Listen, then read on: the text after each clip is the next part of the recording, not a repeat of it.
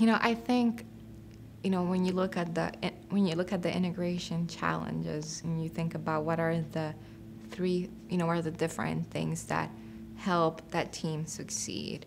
I think communication is one of them. Um, no matter which program you worked on, that I worked on, I've seen that, good communication is essential to make sure that we integrate well. Whether it's you're working, with an international partner, whether you're working, with a sister program that it's across the country, we need to make sure that we communicate well, that we, lay out the expectations of, what is it that the other programs need, those different stakeholders.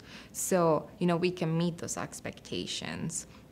I think another key thing is to make sure that, we build trust within the teams, that we trust one another, because sometimes, and make sure that we are looking out for what is best for NASA, for the enterprise, and to put ourselves in, the other program shoes.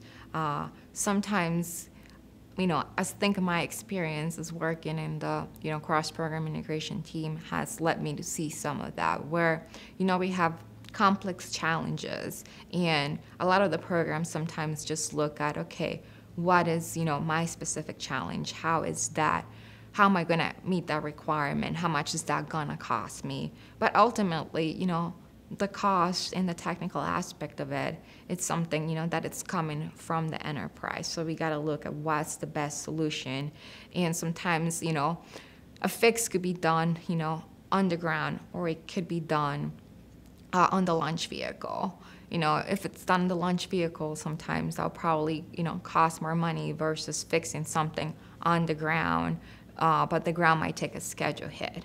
So ultimately, we have to see that holistic view and figure out what's best for the enterprise. How can we get there, less costly and more efficiently? So trying to understand the other program's perspective, that really, I think, is essential in building trust that, ultimately, we're doing this for the benefit of NASA, for the benefit of the enterprise, and not just only for, one program, because we need everybody to succeed. It's not, this is not a journey that we're doing with one program. Let's see. And ultimately, I think another thing that I've seen is that, NASA obviously is a safety-driven, organization. And we need to make sure, that whatever we're doing, we always take, safety in mind. We always make sure that we're not doing shortcuts and bypassing safety. So I think that's one of the key attributes I've seen, in all the different programs that I've supported, that, we always make sure that, safety is on our culture.